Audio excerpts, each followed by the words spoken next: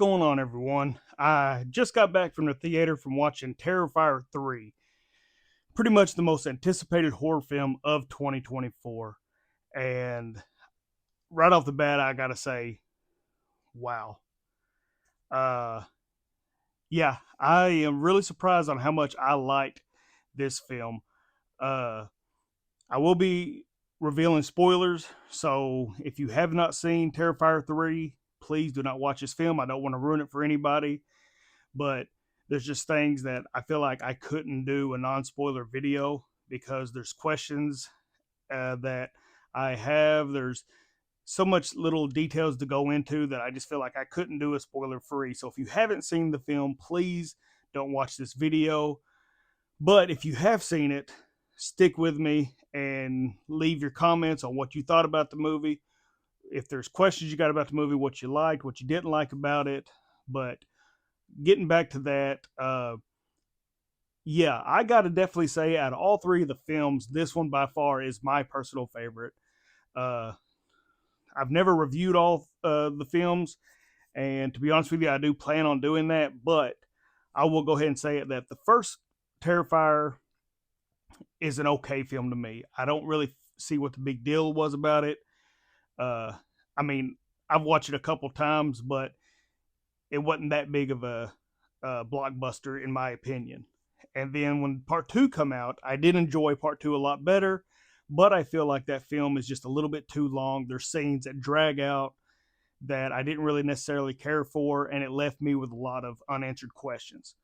Well, this one, Terrifier 3, I feel like answered some of those questions, and I think the timing of this film was perfect. It's just a little over 2 hours, not much.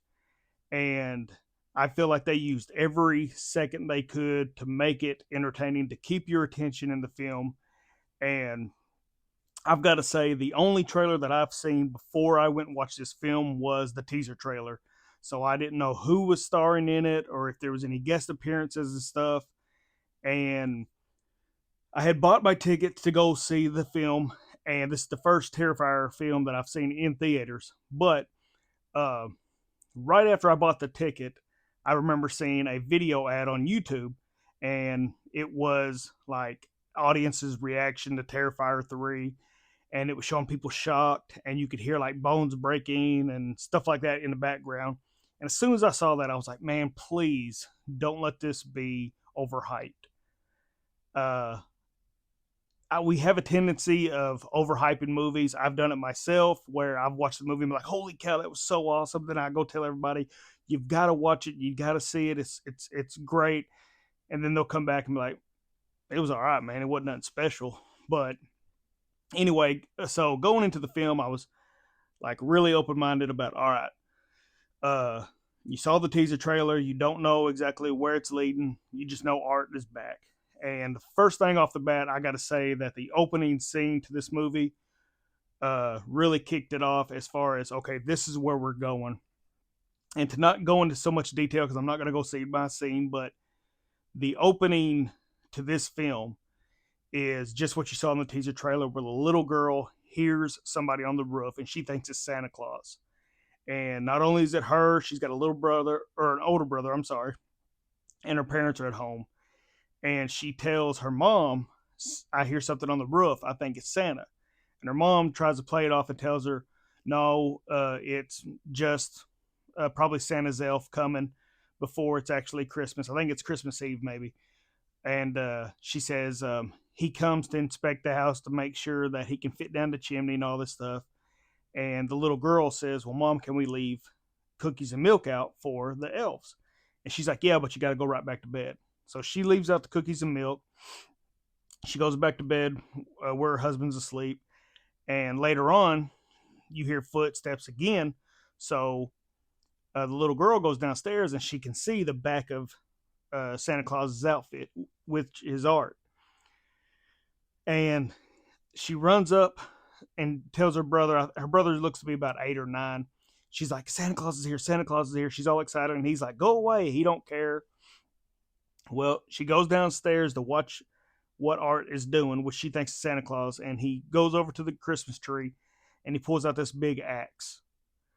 and he turns around, and as he's walking up the steps, his footprints sound so heavy. That's I've noticed that in this film a lot. He's walking up steps, and the little girl's hiding watching, and he goes straight into the little boy's room. And as soon as he went in there, I was like, oh man. I'm like, here we go. They're fixing to really push the boundaries. Um, they're going to actually show what's going to happen to this kid. Luckily, they didn't show it. They always say less is more, and I will say in this scene, that's true. But you hear every single sound that axe makes go hitting flesh. I mean, right off the bat, they're doing this to a kid. And I was like, holy cow, like, I'm glad they didn't show it. But it's still the shock factor of, I can't believe they're doing this. Well, then you see Art come out, and he goes straight into the parents' room, and he goes to the dad's side of the bed and just starts, I mean, hacking away at the dad, which it was cool to see, but it was also funny because the wife is laying right next to him, and she never even, like, he took already like 3 or 4 swings, and the wife still conked out. So either she took a good muscle relaxer or she's just a heavy sleeper. But eventually she does wake up. She rolls over and she sees Art, and it finally reveals Art in the full Santa Claus get up. She's screaming, having a fit. But I will say that Art in this film, I think this is his best performance, because he does little things that they do so good as far as keeping the horror and the comedic side of Art mixed together. I mean, they do it so perfect. And it's funny because when she gets up and he's holding the axe, he points at her and he points at the axe like, yeah, this is coming for you. I love that. And she takes off running. It looks like she's fixing to get away. And of course, he stops her at the front door. He gets a hold of her.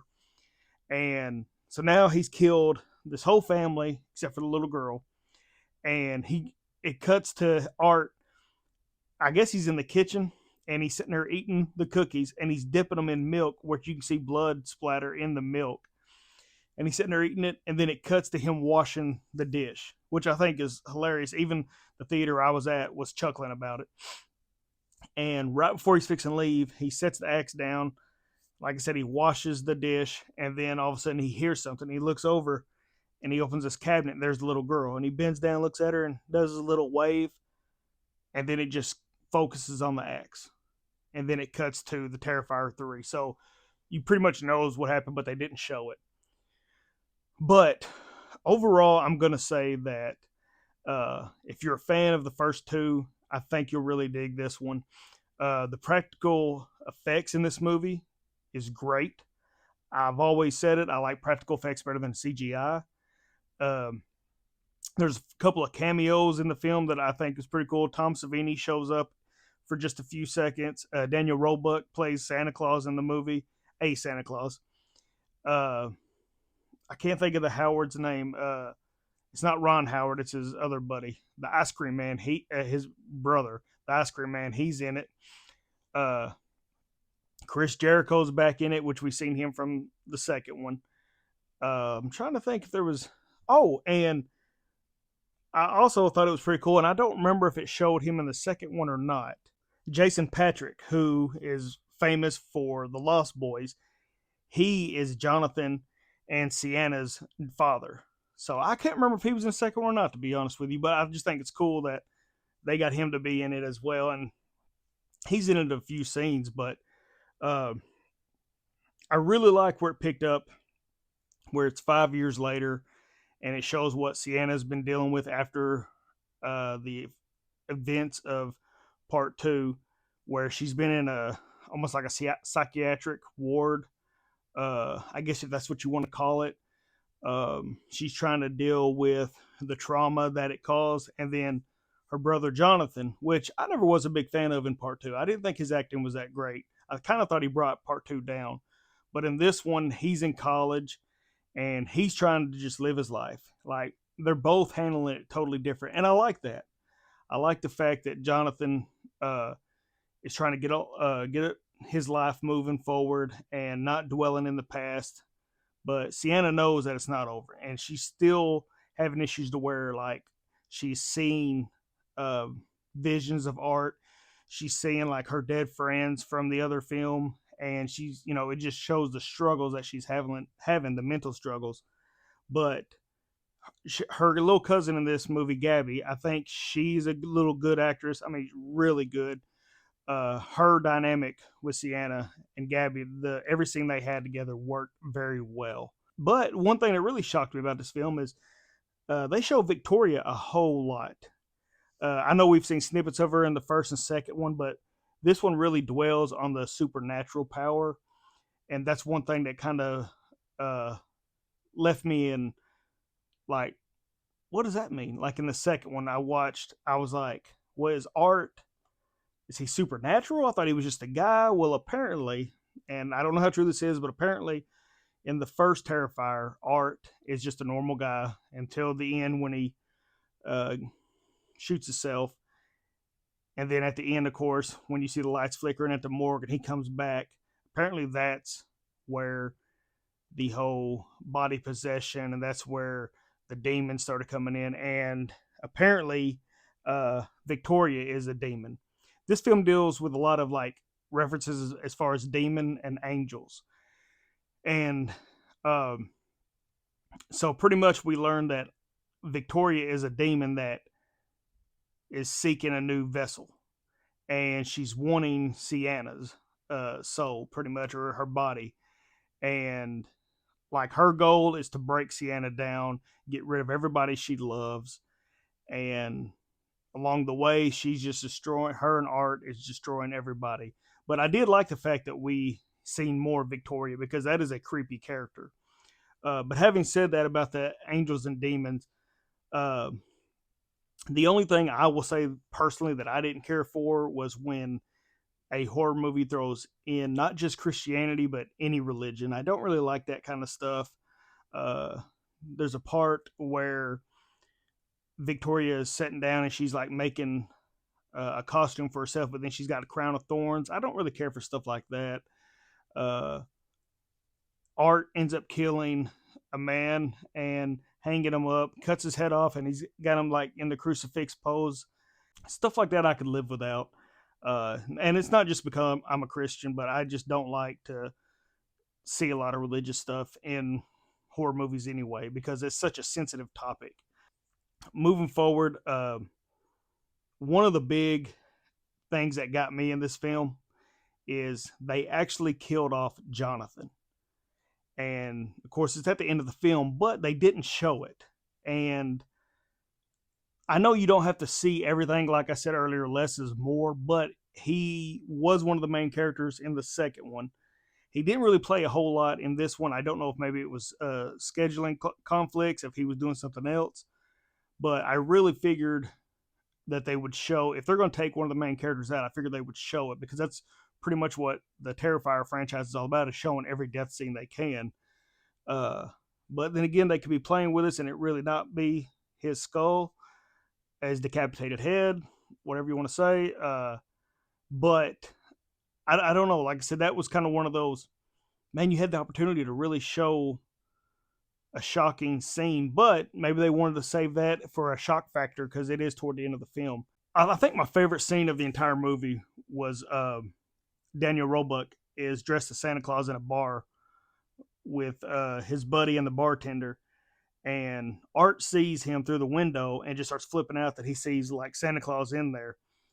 And Art runs in and is like so infatuated with Daniel Roebuck dressed as Santa Claus. And, you know, the other two, the bartender and his friends, like, man, what's up with this guy? And he's like, hey. He's like, it's, you know, it's Christmas Eve. Let me entertain him. And he's like, if he wants to believe I'm Santa, let him believe, you know. And he's being cool to Art. But he tells Art, I'll buy you a drink. Art sits on his lap and they all take a shot and he spits the alcohol right in uh, Daniel Roebuck's face. And he's like, what the heck? And all of a sudden, Art starts urinating on his leg.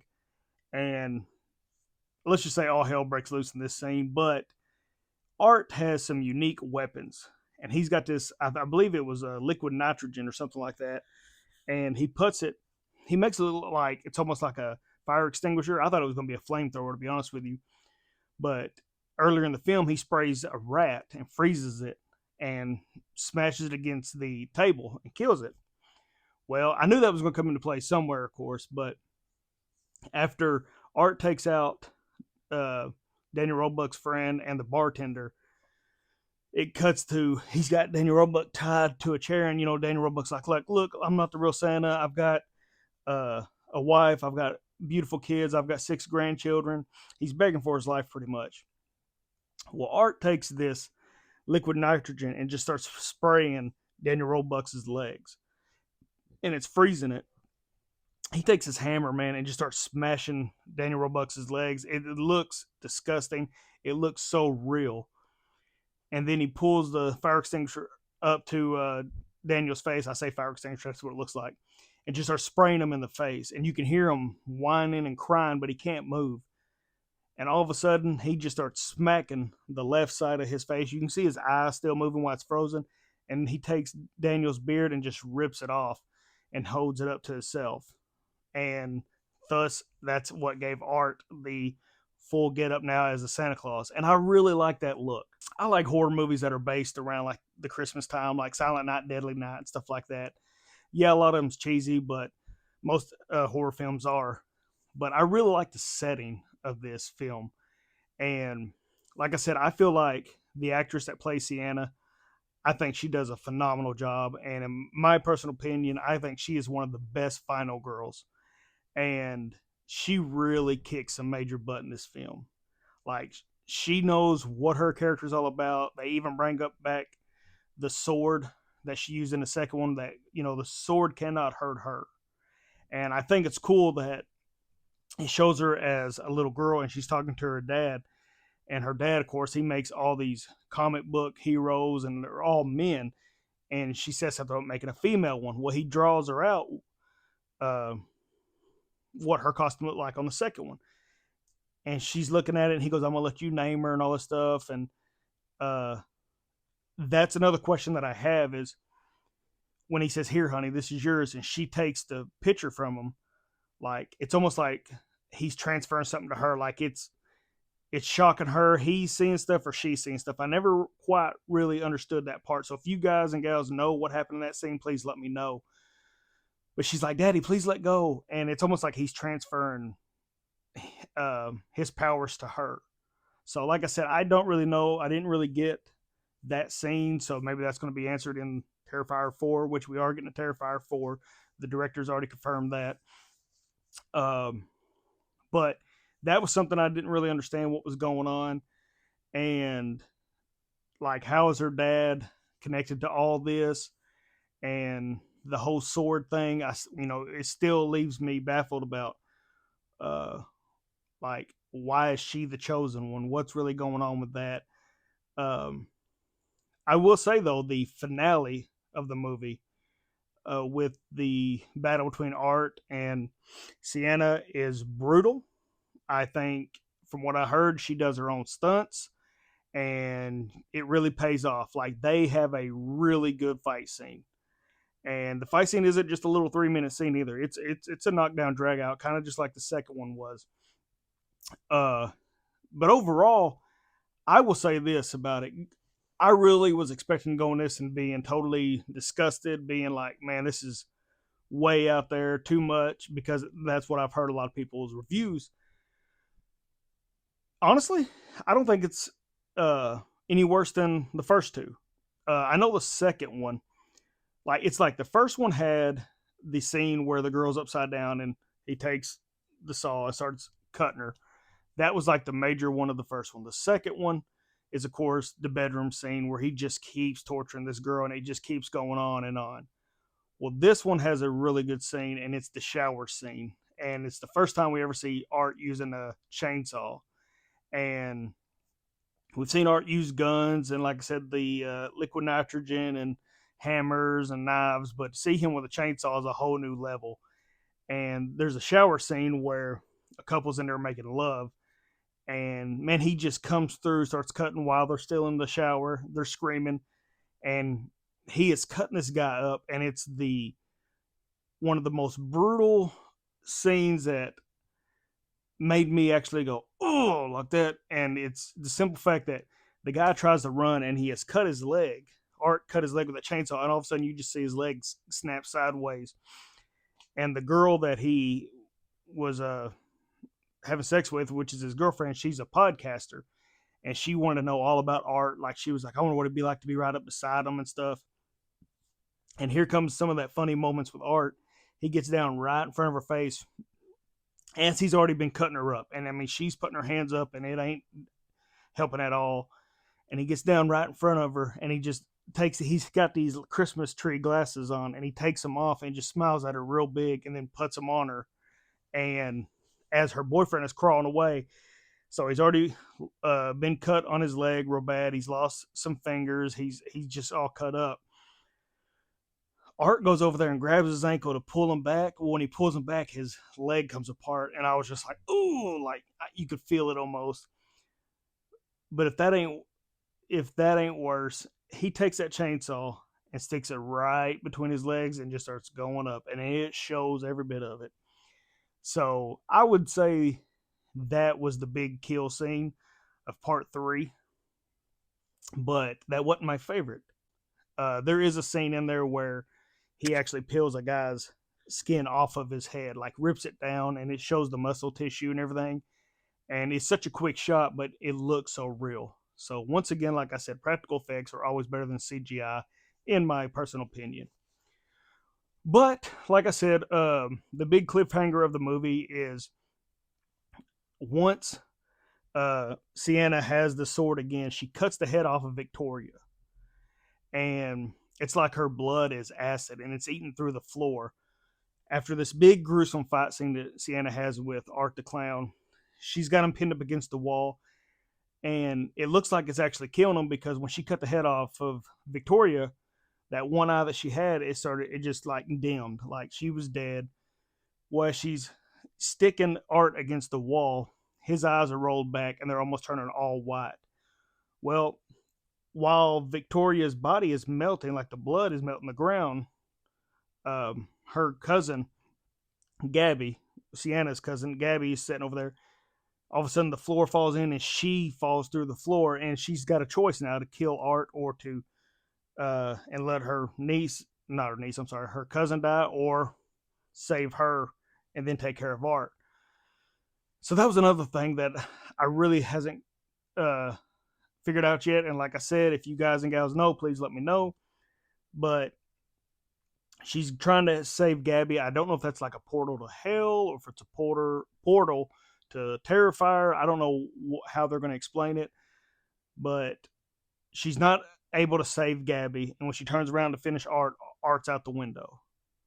So she didn't succeed in either one of them. And after this big long fight, Sienna is like, I'll find you. Talking about Gabby. She's like, I'm going to find you. And we end with Art waiting on a bus. He's sitting there at the bus stop waiting. And this woman is reading a book. And it's a horror book. And all of a sudden, they stop. You see Art getting up on the bus. And as it's going off, she's kind of looking over at Art. And he's just sitting there, and all of a sudden his eyes light up. And he just smiles real big and holds his little clown horn up. And when he honks it, it cuts off. But I know I didn't go into a lot of detail in this, but it's just a simple fact that I had to put this out here because I was really shocked on how much I enjoyed it. Because, like I said, these aren't my favorite films, but I really enjoyed this one. And, if you haven't seen this film, go out to your local theater if they're showing it and support these lower budget films, these independent films, whatever you want to call them, because I feel like if we get out there and we make it known that we like these films, and it's not just horror films, just independent films, maybe it'll get a bigger broadcast, a bigger audience around the world where these movies can start being released more often. But I'm very excited to see what part 4 is going to bring. Will it take place around Christmas time again? I don't know. It's kind of one of those, once you've done it, you don't want to see it again over and over. But like I said, there's still questions on as far as, is Victoria really dead? What exactly is Art the Clown? Is he the middleman between demon and angels? Is he trying to take over somebody's body? I don't really know. As far as I can understand, Victoria is the one that caused the shots. But anyway, with that being said, if you've seen the film, please leave your comments. Let me know if you liked the film, if you didn't like the film. If you have some of the answers to my questions, please feel free to leave them because I'd like to know. I'd like to discuss this with each and every one of you. Do you like the Terrifier franchise so far? And what is your favorite kill of the actual franchise? But anyway, that's my review on Terrifier 3. I do highly recommend it. I think it's the best of the three so far. And I'm looking forward to part 4 whenever we do decide to get that. So, with that being said, God bless each and every one of you. And as always, until next time.